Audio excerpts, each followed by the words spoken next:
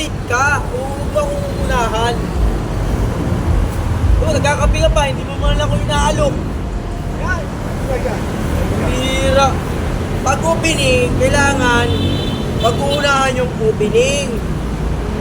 Eh, wala ka pa eh. Kaya, dito na ako. Hindi yun. Magpapalit ka, magtatago ka muna sa mga, ano ba, nauna ka. Magtago ka muna, o hintay, pag tsaka ka lumabas pag dumating na ako. Tapos nagkakape ka pa, wala nang tinapay. Kaya, lumabas ako. Kaya, una pa rin ako. Hindi nga pwede yun. Ang usapan natin, sinong opening, mauuna.